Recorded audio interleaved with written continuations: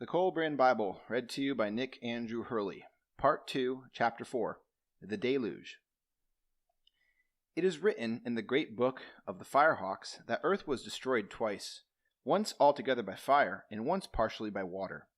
The destruction by water was a lesser destruction, and it came about in this manner. The people of those times spumed all spiritual things, and men lived only for pleasure, caring little for the good of mankind or for the future of the people. Lewdness and lies were upon the tongues of all men, and brother could not deal justly with brother. The princes and governors were corrupt, and proper tribute was not paid. The statues were held up to scorn. The lives of men were ruled by their desires, and they spent their days in gluttony, drunkenness, fornication, dancing, and singing to instruments of music. The land was unattended, for men dissipated their strength in unproductive lusts and pleasures. Women lacked shame, for many would cast their glances after one man. Men fought among themselves and slew one another because of their lusts for worthless women, while the chaste women were not sought. They were even rejected, for men declined the effort of being worthy of them in the eyes of their fathers. Wives were unhonored, and only the women of pleasure commanded the attentions of men. Women were unclean and immodest, and men lay with them shamelessly in the presence of one another. Old women were more lustful than the young ones, while virgins were seduced and corrupted in their childhood. Fathers fornicated before their sons and were admired for their prowess. They made no distinctions between their sons and other men, or between their wives and other women. Deceit and violence were seen on every hand. To the east and north were high mountains upon which dwelt the tribe called the sons of Nazara, the men of the mountains, who were hardy men and mighty hunters, skillful in the chase and valiant in the battle. The men were upright, their wives were faithful, and their sons noble. In their hearts were no unworthy thoughts, no envy or hate, no malice or deceitfulness. They did not smile before a man's face, uttering smooth words, then, when he turned his back, reach out and stab him. In their wives and daughters there was no impure longing, and neither cursing nor lying was heard among them. The womenfolk respected their men and maintained decency and decorum. Yet they were men with men's ways, abhorring all forms of unmanliness and degeneracy. Therefore, the treasures of the cities of the plains and the weakness of the people to whom these belonged did not go unnoticed by the sons of Nazara.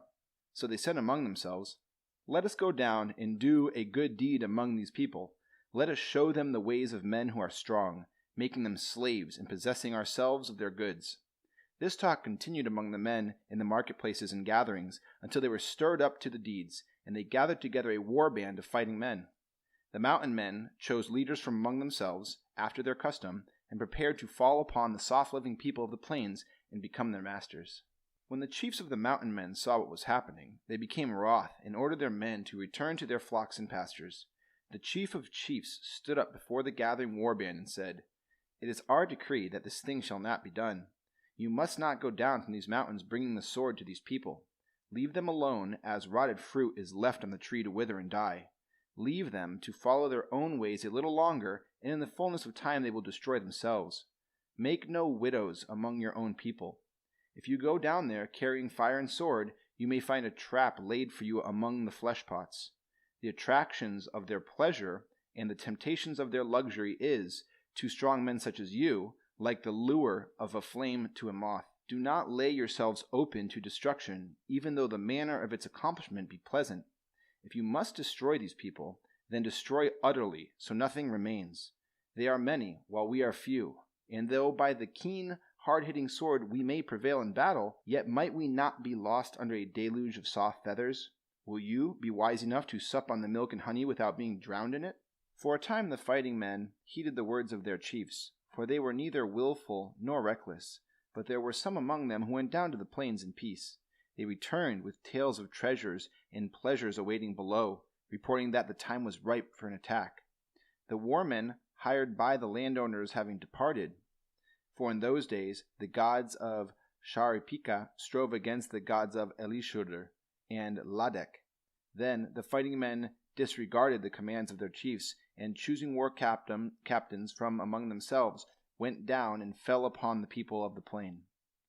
The people of the plain bowed before the strength of the men of the mountains. They did not fight, for among all their possessions they regarded their lives as the most valuable thing, precious above all else. They said, "Take whatever we have, our riches and harvests, the treasured things from our dwellings, even our daughters for your amusement, but leave us enough that we may live under your shadow." The sturdy men of the mountains were sickened by these half-men who lived for 3 generations without fighting, and they despised them. The battle-hardened men who had come down from the highlands took whatsoever they desired. The plainsmen demurred, but because their stomachs turned to water before the virility of their conquerors, their protestations were words of wind. The victors clothed themselves in plundered finery and indulged themselves in the wines and delicacies of the food tables. They slept in beds of luxury and dissipation, every want being attended to by the vanquished. They learned the ways of sensuality which goes with soft living, and when sated with natural pleasures, some lightened their boredom with unnatural ones. The mountain men saw that the women of the cities were beautiful, but they were not modest, casting their charms before the masters, unashamed. So it followed that they were taken when required and treated as chattels. The women did not complain, though hitherto they had stood equal with their menfolk. But woman's equality with half-men is not something of value.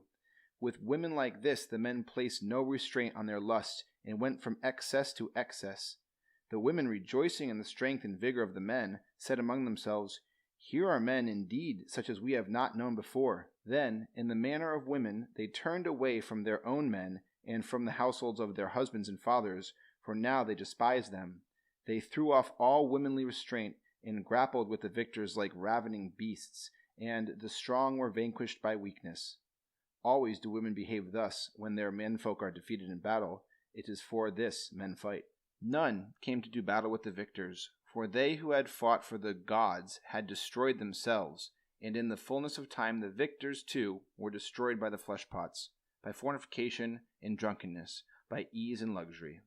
Their fighting strength and valor departed with the passing years. They grew fat and slothful.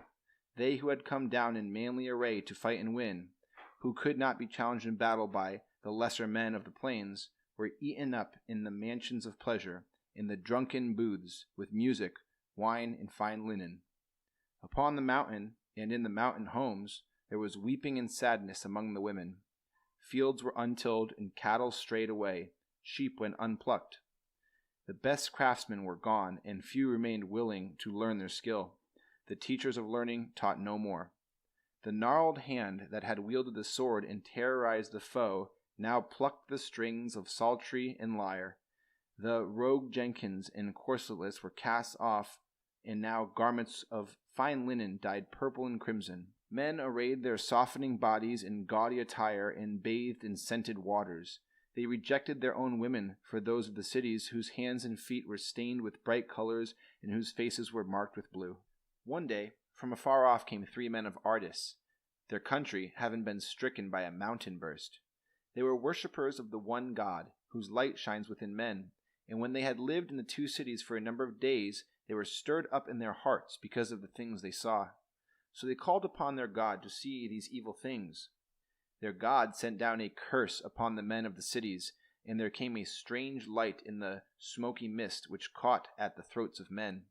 All things became still and apprehensive. There were strange clouds in the skies, and the nights were hued with heaviness. Many days passed before the north wind came and the skies cleared. But then, when women conceived, they bore devils. Monstrosities came forth from their wombs, whose faces were terrible and whose limbs were unproportioned. In those days, men knew the art of working clay and making linen in bright colors, and also the use of eye paint.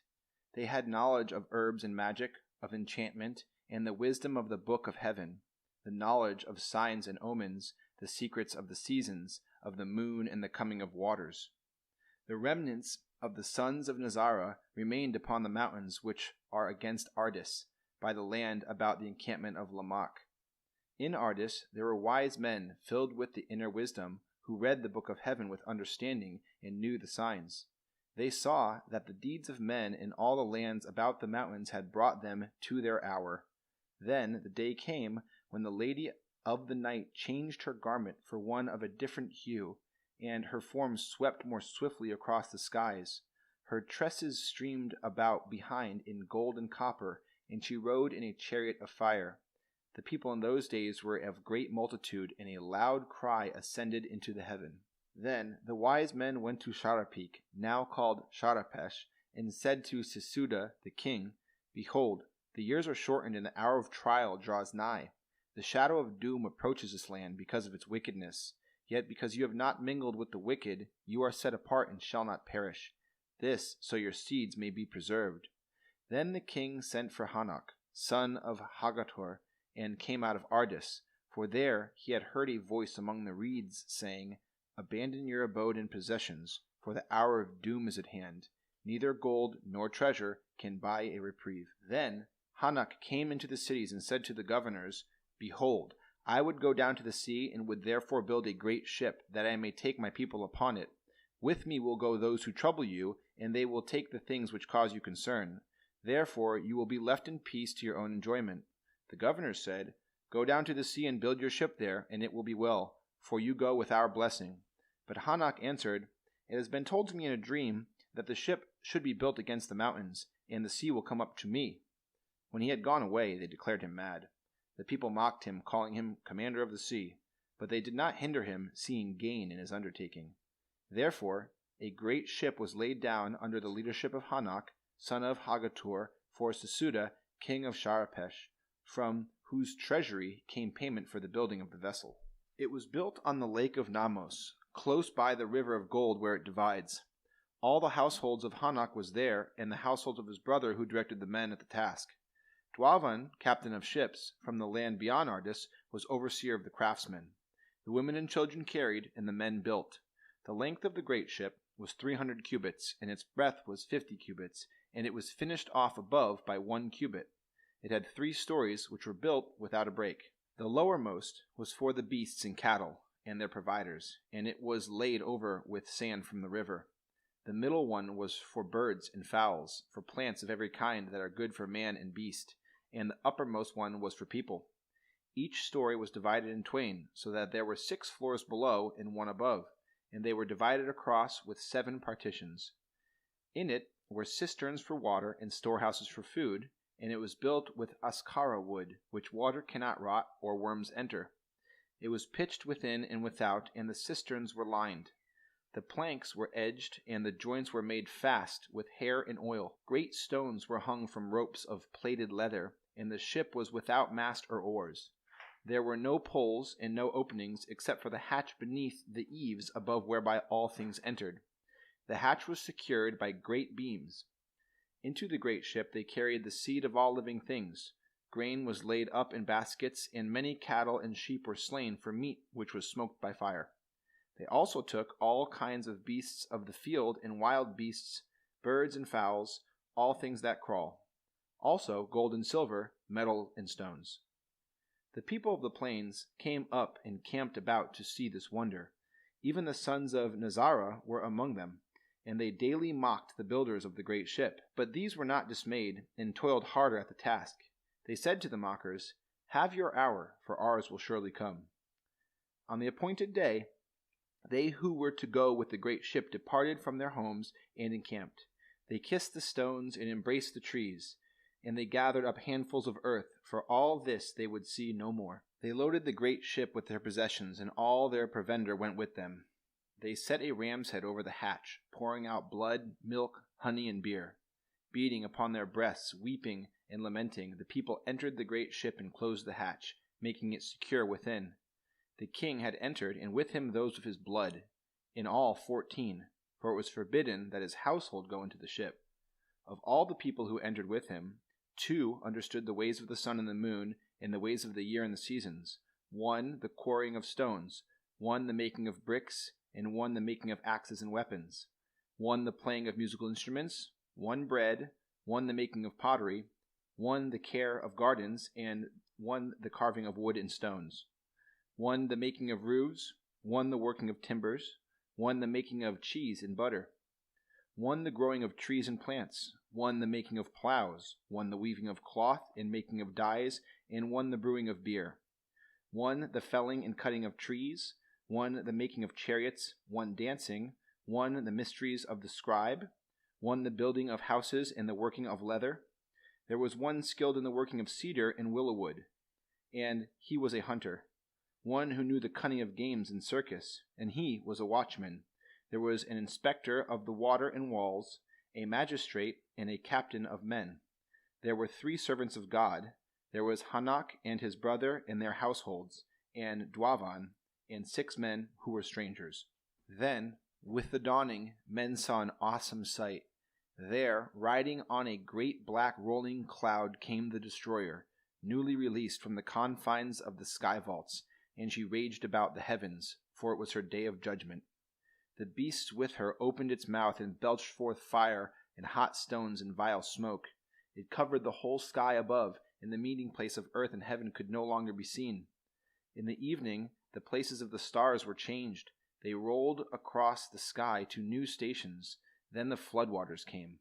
The floodgates of heaven were opened, and the foundations of earth were broke apart. The surrounding waters poured over the land and broke upon the mountains. The storehouses of the winds burst their bolts asunder, so storms and whirlwinds were loosed, to hurl themselves upon the earth. In the seething waters and howling gales all buildings were destroyed. Trees were uprooted and mountains cast down. There was a time of great heat, then came a time of bitter cold. The waves over the water did not rise and fall, but seethed and swirled. There was an awful sound above. The pillars of heaven were broken and fell down to earth. The sky vault was rent and broken. The whole of creation was in chaos. The stars in the heavens were loosened from their places, so they dashed about in confusion. There was a revolt on high. A new ruler appeared there and swept across the sky in majesty. Those who had not labored at the building of the great ship, and those who had mocked the builders, came quickly to the place where it was lying. They climbed upon the ship and beat upon it with their hands. They raged and pleaded, but could not enter inside, nor could they break the wood. As the great ship was borne up by the waters, it rolled and they were swept off, for there was no foothold for them.